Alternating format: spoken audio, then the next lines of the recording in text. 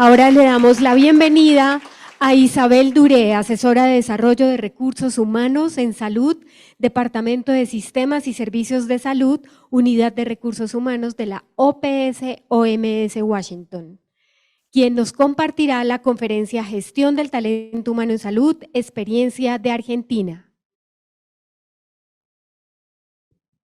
Bienvenida, doctora Isabel. Buenos días, ¿me escuchan bien? Sí, señora. Perfecto, bueno, yo tengo una presentación, les pediría que la colocaran.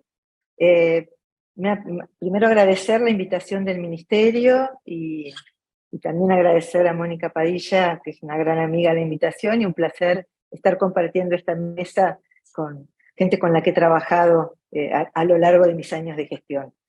Me han pedido específicamente que me dedique a hablarles respecto de la gestión de la fuerza de trabajo. Yo tengo experiencia de gestión en mi país, entonces voy a tratar de relatar lo que fue la experiencia de gestión sumada con un mix de alguna información más reciente. Como primero, para conversar aquí, decir que la política, la visión política, la decisión política es una condición indispensable para trabajar en el campo de los recursos humanos de la salud, pero no es suficiente. Que esa política necesita de una gestión estratégica y que la política se termina de configurar a partir de la gestión. La siguiente. Entonces yo quiero un poquito comentar cómo a partir de un proceso de trabajo, bueno, uno va de manera siguiendo un itinerario con esa visión política, pero también que en el itinerario van apareciendo oportunidades que uno va tomando. En principio, este es el campo de la fuerza de trabajo en salud en Argentina. No, digo, entender el campo en el cual uno se mueve permite pensar mejores intervenciones. En el caso de Argentina, estamos hablando de un país federal, ¿sí? En donde tanto la educación como el trabajo tienen connotaciones federales. Los servicios de salud se gestionan a través de cada provincia, y la educación, hablando de la educación técnica, también se gestiona a nivel provincial. Entonces, esto implica procesos de acuerdo de todos los ministerios de salud y de educación para avanzar en criterios comunes, en líneas, y básicamente en pensar desde el Ministerio, para acompañar desde los ministerios nacionales garantías de equidad en el acceso a la salud y en el acceso a una educación de calidad. Las universidades son autónomas, tienen su regulación a través de organismos reguladores, exigen la acreditación de las carreras de riesgo, como son las carreras de salud. Los servicios de salud se gestionan, como les decía, a través de las provincias, pero tenemos tres subsectores: un subsector público, un subsector de la seguridad social y un subsector privado. Y a nivel de cada provincia también tenemos municipios. Entonces, hay una fragmentación sumamente importante. Respecto de la gestión del trabajo, como les decía, también esta gestión del trabajo se realiza a través de cada una de las provincias, pero también contamos con regulación del Ministerio de Trabajo, que realiza, o sea, a través del cual se gestionan los convenios colectivos, establece los lineamientos para los convenios colectivos. Y también, bueno, hay procesos que tienen que ver con la profesionalización de los profesionales de la salud, que tienen que ver con la habilitación del ejercicio profesional, que también son competencia de las provincias. Entonces, quizás plantear un escenario que es complejo, que es diferente del de Colombia, pero digo, para poder entender todo lo que voy a comentar aquí. Y bueno, yo que había colocado también que en nuestro contexto del ámbito de recursos humanos, lo que sucede en los organismos de integración regional tiene fuerte importancia porque ayuda a cohesionar las políticas. Y bueno, aquí coloqué un cartel porque digo, esta es una imagen que la había realizado en el año 2015 y estaban ahí colocados el UNASUR y el Mercosur. Espero poder quitar ese cartel que dice organismos de integración regional y que contemos con el UNASUR nuevamente. La siguiente diapositiva. Entonces, como líneas muy generales, ¿cuáles son los desafíos para la gestión de la fuerza de trabajo en salud en Argentina? Bueno, tenemos una fuerte inequidad en la distribución de los equipos de salud y en la calidad de la formación, y una fragmentación del sistema de salud que se refleja en la gestión de la fuerza de trabajo. Entonces, el desafío es la necesidad de construcción, de gobernanza para intervenciones efectivas y para consolidar el ejercicio de la Rectoría del Ministerio de Salud de la Nación. La siguiente. Acá como primera visión, ustedes ven que el mapa de la situación ocupacional del sector salud en Argentina, nosotros tenemos en el sector privado la mayoría de los trabajadores, que se desempeñan un 60% de los trabajadores bajo distintas maneras de contratación, o sea, como asalariados, como cuentapropistas. En el caso del sector público no, hay una relación de dependencia, pero digo, son distintas modalidades en las cuales los trabajadores se desempeñan porque tenemos muy fragmentado el sistema. Siguiente.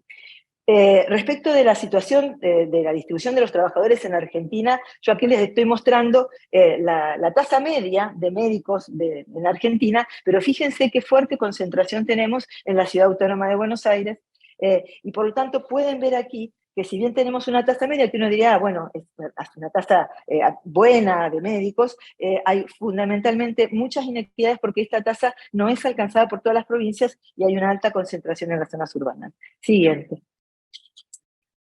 En enfermería nos sucede que quizás tenemos una distribución más equitativa, pero tenemos mucha diversidad en la formación, tenemos 3 niveles de formación, licenciados, técnicos y auxiliares, y la composición del personal de enfermería, el trabajador de enfermería en nuestras provincias es diversa. En algunos hay mayores niveles de profesionalización y en otros no tanto.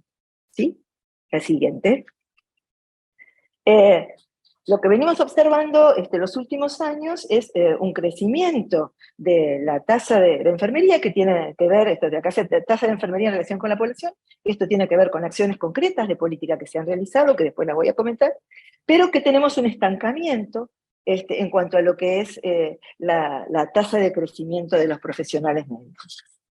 Siguiente. Y esto es interesante porque lo que sí tenemos es un crecimiento importante de profesionales médicos que tenemos incorporados en la Argentina, que están registrados para trabajar en la Argentina, que provienen de distintos países de Latinoamérica. En este momento en Argentina aproximadamente el 12% de los médicos que están habilitados para ejercer son migrantes. Y lo que ustedes ven allí como la curva más alta, la traje para mostrárselas porque son profesionales colombianos que están matriculados para ejercer en Argentina. La primera línea, o sea, la línea más verdecita o turquesa es la de colombianos, en amarillo bolivianos, y en la más color rosada son profesionales del Ecuador. Y en este momento hay un crecimiento de los médicos venezolanos. Aquí ustedes ven la distribución de los establecimientos, por lo tanto, dónde están trabajando los profesionales. Y Argentina tiene un desafío muy importante en términos territoriales, con una gran concentración en la zona centro y en el norte, y en la Patagonia es un lugar más árido, más difícil para la vida, y entonces en general tiene menos población y también es más dificultoso insertar equipos de salud. Entonces esto configura la siguiente. El otro tema que quería comentarles es que en general la tasa de empleo no registrado en el sector salud es más baja que la tasa de empleo no registrado en otros sectores de la economía.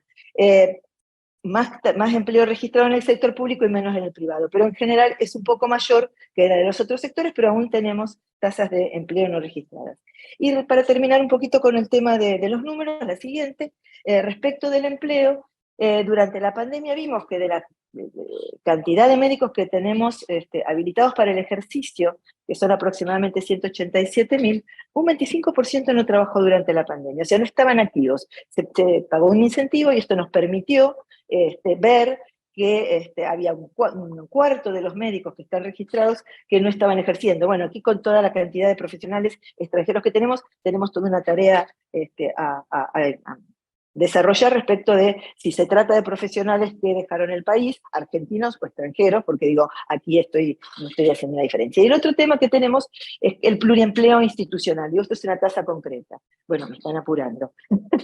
Entonces, en este contexto, la siguiente, sí, ¿cómo abordar la gestión? En principio, digo, uno hace una modelización, y acá lo he colocado en cajitas, pero digo, es una manera de sistematizar, pero todos estos son procesos que se dan de manera integrada, que no suceden aislados. Pero bueno, como como ejes fundamentales para abordaje de los problemas, la construcción federal intersectorial, porque tenemos que trabajar con todas las provincias, y porque obviamente trabajar en desarrollo, gestionar en términos de desarrollo de recursos humanos implica, y ya lo dijo Chico, un trabajo intersectorial. Y en el contexto en el que nosotros estamos, la construcción de rectoría por parte y liderazgo por parte del Ministerio de Salud de la Nación era uno de los propósitos, y la gobernanza tenía necesariamente que venir de articular con estos sectores. La siguiente. Entonces, bueno, ¿cómo gestionar en este contexto? En principio uno tiene que contar con un equipo, ¿no? Cuando yo llegué a la gestión, digo, cada vez que me preparo estas presentaciones recuerdo lo que fue la situación, no había equipo en la dirección. Hacía un año que la dirección no tenía director, y entonces la gente se había ido yendo porque no había trabajo. Entonces lo primero fue consolidar un equipo, pero luego plantearnos respecto de que el equipo no podía ser solo considerando el equipo del Ministerio de Salud de la Nación, sino que había que considerar como equipo también a todos aquellos que gestionaban recursos humanos en las provincias, por más que no dependieran del ministerio. Entonces, una estrategia fundamental fue la creación de una red de todos los responsables de recursos humanos y de capacitación, conformar con ellos una comunidad de práctica. Y como un objetivo fue tratar de poder trabajar con ellos y profundizar este vínculo a partir de ayudarlos a resolver sus problemas, que eran distintos, pero bueno, en principio buscamos cuál era la base común de estos problemas. Trabajamos también para construir un marco conceptual común. Sí, esto acá agradecemos porque digo, la Organización Panamericana de Salud tuvo en ese momento un desarrollo importante de capacitación, y entonces todos los profesionales, todos los equipos de salud de las provincias, aprovechamos mucho los cursos de liderazgo que nos ayudó a construir este marco conceptual, porque quien gestiona en el campo de recursos humanos, en un campo tan complejo, la verdad es que es importante comprenderlo, porque si no lo comprendemos, no solo no podemos intervenir, sino que nos cargamos de angustia y de frustración, porque son tantos los actores que hay que articular que es bastante complejo. Entonces, la verdad es que la red resultó un espacio para pensar respuestas colectivas, ¿no? O sea, de alguna manera, al principio el Ministerio lideraba, animaba para crear esta red, pero luego la red se convirtió realmente en una comunidad de práctica que aportaba respuestas a los problemas comunes. Siguiente. Entonces, aquí, temas que abordamos, desarrollo de información. No teníamos, o sea, la información también está fragmentada, porque la información es de las provincias. Entonces, ¿cómo contar con información sobre la fuerza de trabajo que fuera confiable? Entonces, trabajamos para consolidar un conjunto de datos e indicadores comunes, y bajo la premisa de que cada provincia era responsable, dueña de su información, y por lo tanto, responsable de compartirla. Se aportaron una serie de plataformas a nivel del Ministerio de Salud de la Nación, y también respecto de la información se promovieron investigaciones. Siguiente. Yo aquí quiero contar que esto lo hicimos, me parece importante comentar, que lo que nos ayudó mucho fue el acuerdo Mercosur sobre datos mínimos de profesionales. Fue una oportunidad. O sea, fue una oportunidad ¿para qué? Para que todas las provincias firmaran un convenio para aportar datos a esta matriz que pedía el Mercosur. Entonces conseguimos establecer estándares con las provincias, y conseguimos desarrollar una plataforma y una ficha básica, que es la que hoy nos está proveyendo de información, y además de todo eso estaban incluidas las instituciones formadoras, y se avanzó en los últimos años en un proceso de interoperabilidad. La siguiente. Había que trabajar en la regulación de las profesiones para... la siguiente, por favor. Había que trabajar en la regulación de profesiones y especialidades, no, la anterior, para cohesionar el sistema. Digo, y esto implicaba, o sea, cada provincia definía las especialidades que reconocía, definía cómo las reconocía, sin generar intromisión en el respecto en el cómo, porque podía ser a través de la autoridad sanitaria de la provincia o a través de los colegios. Les quiero dar una idea de que eran 274 actores que tienen que ver con la regulación del ejercicio profesional. Lo que se definió fue una metodología para el reconocimiento de nuevas especialidades, y también una metodología para decir, bueno, ¿cuáles son las profesiones que tenemos en común y que se van a cargar en esta matriz y que vamos a identificar como comunes? Sin quitar la soberanía de las provincias sobre tener más especialidades, se definieron especialidades comunes y profesiones comunes. Esto se hizo también a través de la consolidación de una red de responsables de fiscalización, y esto simplemente como para mostrarles la participación amplia de actores. ¿Quiénes participaban? Participaban actores de distintas entidades académicas, científicas y gremiales que realizaban las propuestas de nuevas especialidades o las propuestas de estandarización. Esto era analizado por los responsables provinciales, y luego la decisión final era tomada por el COFENSA. La siguiente. Aquí, hablar un poco, la dirección tenía la responsabilidad de el sistema de residencias médicas. Y aquí, una aclaración, en Argentina las residencias no son universitarias, solo una proporción pequeña de las residencias es universitaria. Entonces, ¿cómo cohesionar este sistema de residencias en donde había múltiples financiadores y en donde la mayoría de las responsabilidades de las residencias estaban en la provincia? Bueno, en principio, a través del Consejo Federal de Salud, que reúne a todos los ministros, se decidió priorizar a través del financiamiento nacional una serie de especialidades. Y que estas especialidades, sobre estas especialidades se trabajara no solo desde el financiamiento, sino que se trabajara también desde la mirada de la calidad, y se crea en el ámbito del Ministerio de Salud de la Nación un sistema nacional de acreditación de residencia. ¿Sí? Esto también se hace en conjunto con la red federal de capacitación, y una estrategia que también tenemos para cohesionar el sistema es avanzar en una unificación del examen de ingreso a las residencias. Para que tengan una idea, cada provincia hacía en el marco de su autonomía, realizaba su examen de ingreso a residencias. Entonces los jóvenes profesionales daban muchísimos exámenes, los que querían acercarse a las residencias de Ciudad de Buenos Aires, provincia de Buenos Aires, que es donde está concentrada la mayor oferta de residencia en nuestro país, no solo tenían que viajar, sino que muchas veces eran distintos exámenes porque había exámenes diversos. Entonces, una estrategia fue el trabajar en el examen unificado de ingreso a las residencias, que esto fue pedido por las provincias. O sea, se iniciaron las provincias patagónicas porque ellas tenían dificultades técnicas, además, para construir un examen. Ellas debían tomar exámenes en la Ciudad de Buenos Aires, además de en sus provincias. Entonces, este examen permitió a la red consolidarse y consolidar un debate sobre las residencias, porque no es que fue solamente que hicimos un examen, sino que se constituyó un comité, obviamente se firmaron convenios, y esto permitió generar un proceso de discusión profundo respecto de qué queríamos del sistema de residencias, de qué se quería priorizar las especialidades, y ofertar las especialidades prioritarias. La verdad es que seguimos teniendo dificultades para cubrir algunas especialidades prioritarias, seguimos teniendo baja demanda de las especialidades de medicina de familia, pero lo que sí está claro es que hay un ámbito de debate.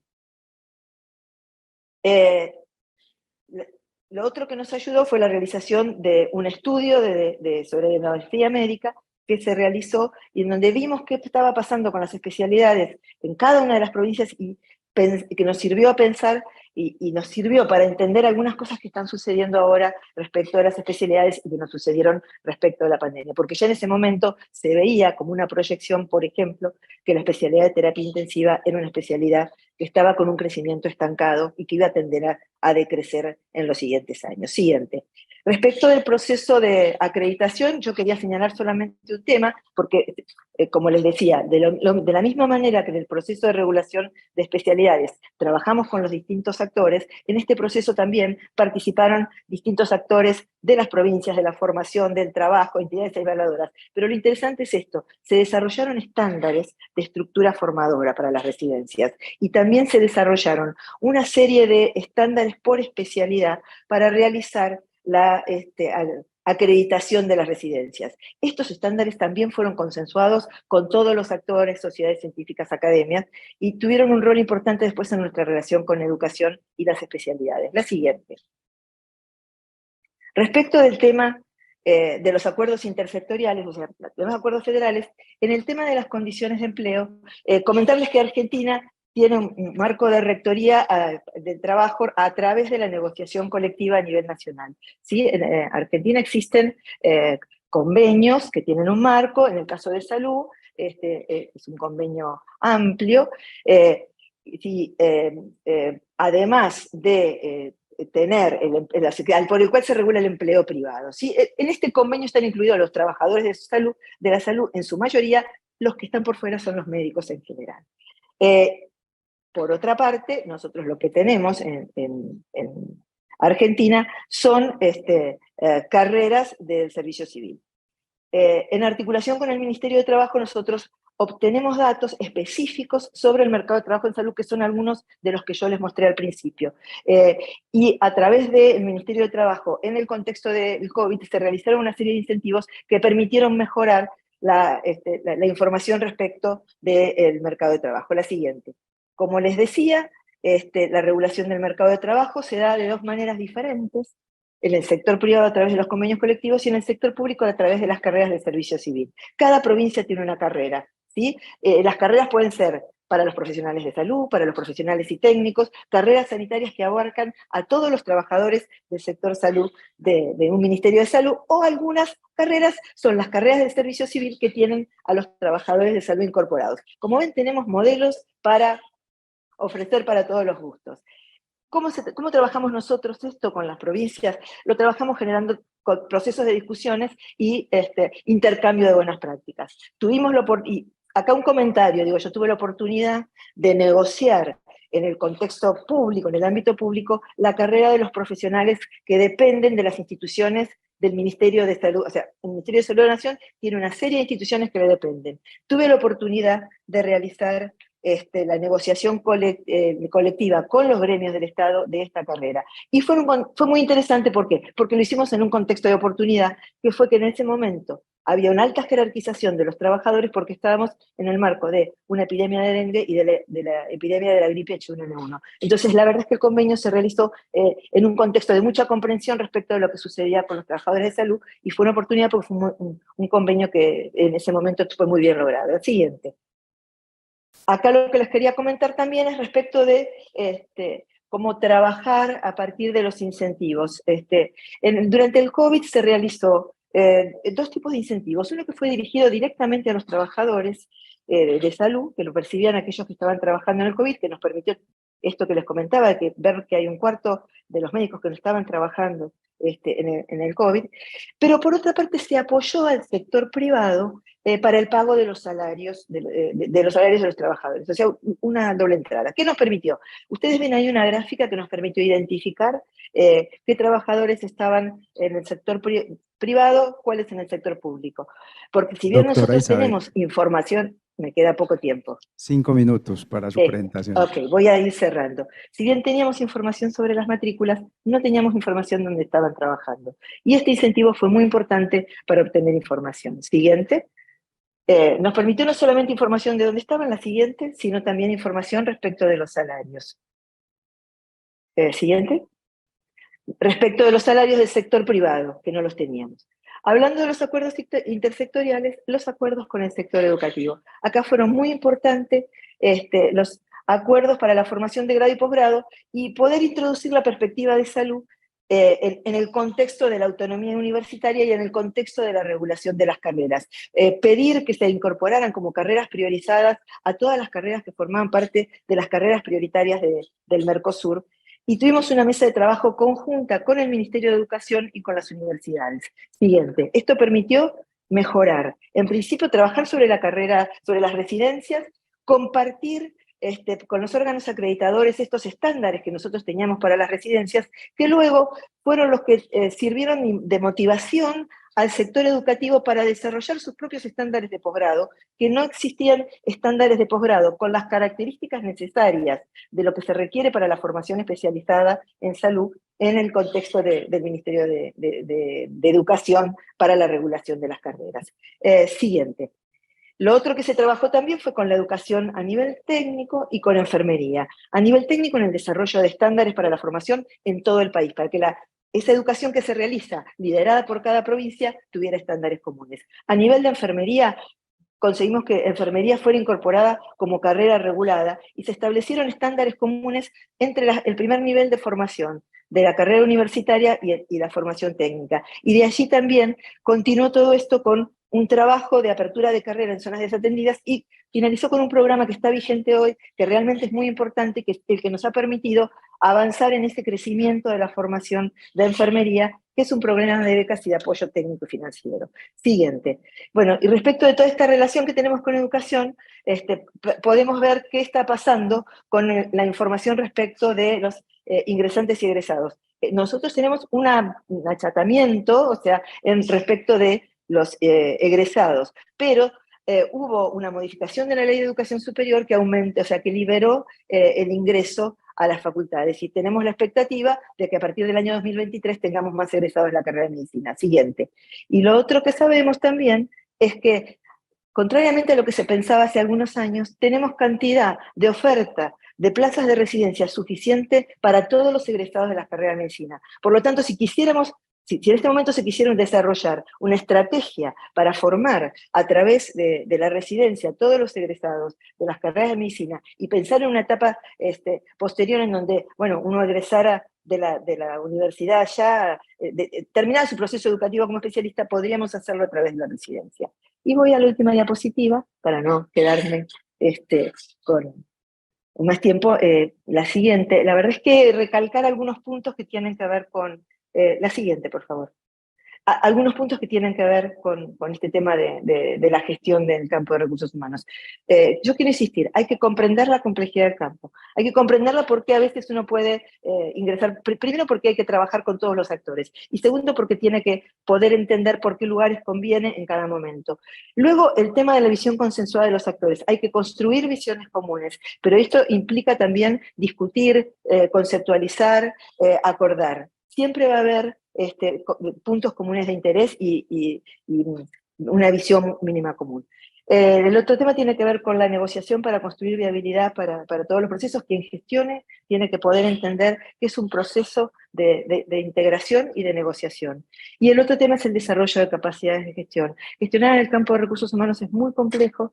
No hay mucha gente que se dedique a eso. Digo, nos encontramos siempre los mismos amigos, porque verdaderamente es bastante, en ocasiones es largo, y entonces no se ven los resultados al corto plazo. Siguiente. Y para terminar, digo, esto es un proceso circular. Yo presenté una serie de líneas de acción, pero la realidad es que todas estas líneas de acción están embrincadas en la implementación de las políticas, no se dan de manera aislada. Entonces uno tiene que poder mirarlas siempre con una mirada estratégica. No se pueden segmentar. Uno no puede tener una dirección de recursos humanos que esté fragmentada, o distintas direcciones que aborden el problema. Es necesario que haya siempre una instancia estratégica para poder tener una visión común, porque si no vamos a estar mirando pedacitos y no la vamos a comprender. Entonces, las intervenciones simultáneas a diversos niveles, el monitoreo permanente del contexto, y otra cosa que yo siempre digo es que hay que acechar la oportunidad. Nosotros tuvimos oportunidades que nos brindó el contexto internacional y las aprovechamos. Oportunidades que dio el contexto nacional y las aprovechamos. Porque no siempre los recursos humanos están en la agenda como están en este momento a partir de la pandemia. Y esto era todo. Muchas gracias. Aquí termina mi presentación.